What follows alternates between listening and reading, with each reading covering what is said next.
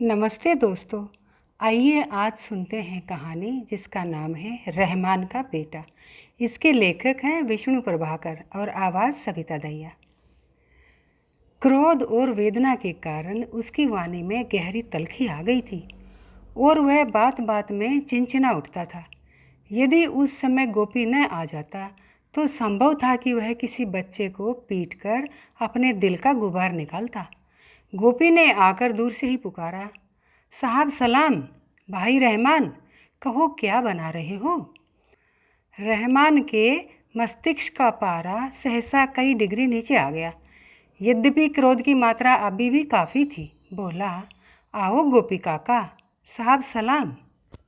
बड़े तेज हो, क्या बात है। गोपी बैठ गया। रहमान ने उसके सामने बीड़ी निकाल कर रखी और फिर सुलगा कर बोला, क्या बात होगी काका, आजकल के छोकरों का दिमाग बिगड़ गया है। जाने कैसी हवा चल पड़ी है, माँ बाप को कुछ समझते ही नहीं। अक्षरों में नाज से ज़्यादा नशा होवे है। यह 2 अक्षर का नशा ही तो है जो सलीम को उड़ाए लिए जावे है। कवे है इस बस्ती में मेरा जी नहीं लगे, सब गंदे रहते हैं, बात करने की तमीज़ नहीं, चोरी से नहीं चूकते। गोपी चौंक कर बोला, सलीम ने कहा ऐसे? जी हाँ, सलीम ने कहा ऐसे, और कहा हम इंसान नहीं हैं, हैवान हैं। फिर हम जैसे नाली में कीड़े बिलबिलाए हैं ना, उसी तरह की हमारी ज़िंदगी है। कहते कहते रहमान की आंखें चढ़ गई, बदन कांपने लगा। हुक्के को जिसे उसने अभी तक छुआ नहीं था, इतने जोर से पैर से सरकाया कि चिलम नीचे गिर पड़ी और आग बिखरकर चारों ओर फैल गई। तेजी से पुकारा, करीमन, ओ हरामजादी करीमन, कहाँ मर गई जाकर? ले जा इस हुक्के को, साला आज हमें गुंडा कवे है। गोपी ने रहमान की तेजी देखकर कहा, उसका बाप स्कूल में चपरासी था न? जी हाँ, वही असर तो खराब करे है। पढ़ा नहीं था तो क्या, हर वक्त पढ़े लिखे के बीच रहे था। मगर साले ने किया क्या, भरी जवानी में पैर फैलाकर मर गया, बीबी को कहीं का भी नहीं छोड़ा। न जाने किसकी पड़ती, वह तो उसकी माँ ने मेरे आगे धरना दे दिया। वह दिन और आज का दिन सिर पर रखा है। कह दे कोई सलीम रहमान की औलाद नहीं है, पर वह बात है काका। आगे जैसे रहमान की आंख में कहीं से आकर कुणक पड़ गई, जोर जोर से मलने लगा। उसी क्षण शून्य में ताकते ताकते गोपी ने कहा, सलीम की माँ बड़ी नेक दिल औरत है। रहमान एकदम बोला, काका फरिश्ता है, ऐसी नेक दिल औरत कहाँ देखने को मिले हैं आजकल। क्या मजाल जो कभी पहले शोहर का नाम लिया हो, ऐसी जी जान से खिदमत करे है कि बस सिर नहीं उठता। और काका उसी का नतीजा है। तुमसे कुछ छुपा है, कभी इधर उधर देखा है मुझे? गोपी ने तत्परता से कहा, कभी नहीं रहमान, मुँह देखे कि नहीं, ईमान की बात है, 5 पंचों में कहने को तैयार हूँ। और रही चोरी की बात, किसी के घर डाका मारने कौन जावे है। यूं खेत में से घास पात तुम भी लाओ ही हो काका। गोपी बोला, हाँ लाऊं हूँ, इसमें लुकाऊ की क्या बात है, और लावें क्यों न, हम क्या इतने से भी गए। बाबू लोग रोज़ जेब भरकर घर लौटे हैं। सच कहूँ रहमान, तनख्वाह बांटते वक्त अंगूठा पहले लगवा लेवे हैं और पैसों के वक्त किसी गरीब को ऐसी दुत्कार देवें कि बेचारा मुंह ताकता रह जावे।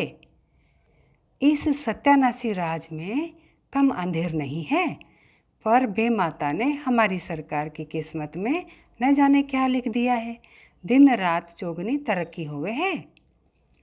गांधी बाबा की कुछ भी पेश नहीं आवे। रहमान ने सारी बातें बिना सुने उसी तेजी से कहा, सच काका, क्लब में बाबू लोग सिवाय बदमाशी के करें क्या हैं, शराब वे पिएं, जुआ वे खेलें, और जितने ये साहब बहादुर हैं, और साहब क्यों, बड़े बड़े वकील, बलिस्टर, लाला, सभी आजकल क्लब जावे हैं।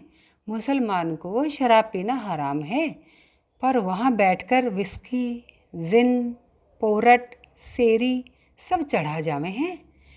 औरतें ऐसी गिर गई हैं कि पराए मर्द के कमर में हाथ डालकर लिए फिरे हैं और वे हंस हंस कर खिलर खिलर बातें करे हैं।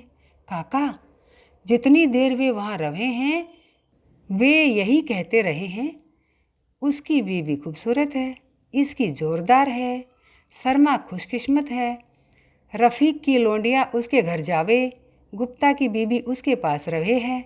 सारा वक्त यही घुसर पुसर होती रहे और मौका देखकर कोई किसी के साथ उड़ चला। उस दिन जीत की खुशी में ड्रामा हुआ था। पुलिस के कप्तान लालाजी बने थे। वे लालाजी लोगों को हंसाते रहे और मेजर साहब उनकी बीवी को लेकर डाक बंगले की सैर करने चले गए। ये हैं बड़े लोगों की चाल चलन। ये हमारे आका, हमारे भाग की लकीर इन्हीं की कलम से खींचे है और इन्हीं के लिए सलीम हमें बदतमीज़, बदसहूर, बेअकल न जाने क्या कहे है। मैंने भी सोच लिया है, आज उससे फैसला करके रहूँगा। मैंने हमेशा उसे अपना समझा है, नहीं तो। गोपी ने अब डंडा उठा लिया। बोला, रहमान, कुछ भी हो, सलीम तेरा ही लड़का माना जावे है, जवान है, अबे तबे से न बोलना, समझा। आजकल हवा ऐसी चल पड़ी है और चली कब नहीं थी। फ़र्क इतना है, पहले मार खाकर बोलते नहीं थे, अब सीधे जवाब देवे हैं। रहमान तेज ही था। कहा, मैं उसके जवाबों की क्या परवाह करूं काका, जावे जहन्नुम में, मेरा लगे क्या है। और काका, मैं उसे मारूंगा क्यों, मेरे क्या हाथ खुले हैं। मैं तो उससे दो बात पूछूंगा, रास्ता इधर या उधर।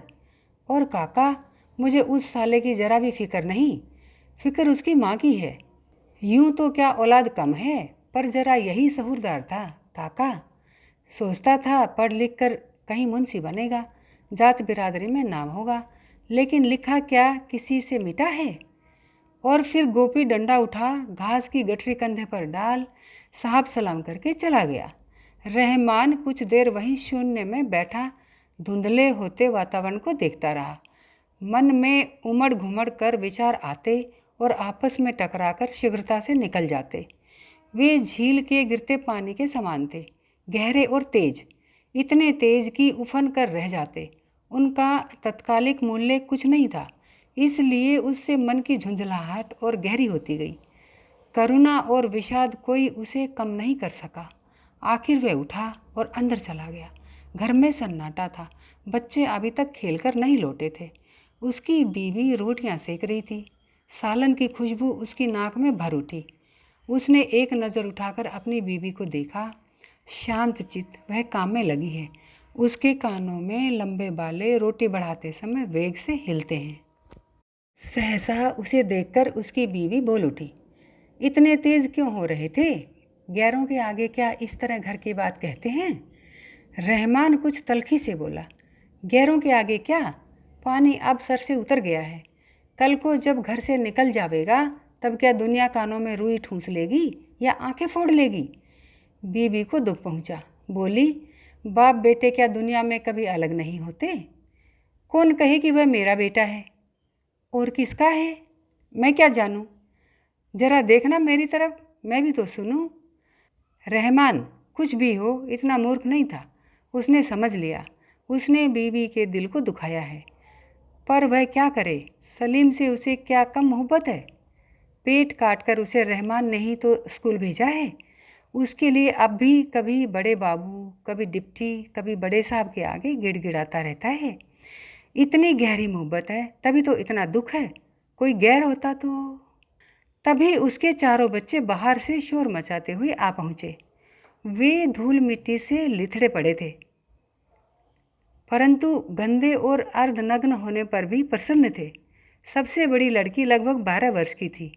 आते ही खुशी खुशी बोली, अम्मी, आज हम भैया की जगह गए थे। रहमान को कुछ अचरज हुआ, पर वह जला भुना बैठा था। कड़क कर बोला, कहाँ गई थी चुड़ैल। लड़की सहम गई, घबरा कर बोली, भैया की जगह। कौन सी जगह। जहाँ भैया जाते हैं, दूर। छोटा लड़का जो 10 वर्ष का था अब एकदम बोला, अब्बा, वहाँ बहुत सारे आदमी थे। तीसरा भी 8 वर्ष का था, आगे बढ़ आया, कहा, वहाँ लेक्चर हुए थे। रहमान अचकचाया, लेक्चर। लड़की ने कहा, हाँ अब्बा, लेक्चर हुए थे, भैया भी बोले थे। लोगों ने बड़ी तालियां पीटी। अम्मा का मुख सहसा खिल उठा। गर्व से एक बार उसने रहमान को देखा, फिर बोली, क्या कहा उसने? लड़की जो मुरझा चली थी अब दुगने उत्साह से कहने लगी, अम्मी, भैया ने बहुत सी बातें कही थी। हम गंदे रहते हैं, हम अनपढ़ हैं, हम चोरी करते हैं, हमें बोलना नहीं आता, हमें खाने को नहीं मिलता। रहमान चिहुक कर बोला, देखा तुमने? बीबी ने तिनक कर कहा, सुनो तो। हाँ, और क्या लाली? लड़का बोला, मैं बताऊं अम्मी, भैया ने कहा था इसमें हमारा ही कसूर है। हाँ, लड़की बोली, उन्होंने कहा था बड़े लोग हमें जानबूझकर नीचे गिराते जावे हैं और हम बोले ही नहीं। और फिर अब्बा की तरफ मुड़कर बोली, क्यों अब्बा, वे लोग कौन हैं? अब्बा तो बुत बने बैठे थे, क्या कहते? लड़का कहने लगा, अब्बा और जो उनमें बड़े आदमी थे सबने यही कहा, हम भी आदमी हैं, हम भी जिएंगे, हम अब जाग गए हैं। अम्मी ने एक लंबी सांस खींची, चेहरा प्रकाश से भर उठा। सुनते हो सलीम की बातें? रहमान अब भी नहीं बोला। लड़की बोली, और अम्मी, भैया ने मुझसे कहा था कि मैं अब घर नहीं आऊँगा। नहीं आएगा? हाँ अम्मी। रहमान की निंद्रा टूटी। क्यों नहीं आएगा? क्योंकि हम गंदे हैं? नहीं अब्बा। लड़की आप कुछ गंभीरता से बोली, भैया ने मुझसे कहा था कि अब इस घर में नहीं रहूँगा, नया घर लूँगा, बहुत साफ। अब्बा से कह दीजो कि वहाँ रहने से गड़बड़ हो सकती है, हम लोगों के पीछे पुलिस लगी रहती है, वहाँ आएगी तो शायद अब्बा की नौकरी छूट जाएगी। लेकिन अब्बा हों तो बोलें, उनके तो सिर में भूचाल आ गया है, वह घूम रहा है, रुकता नहीं।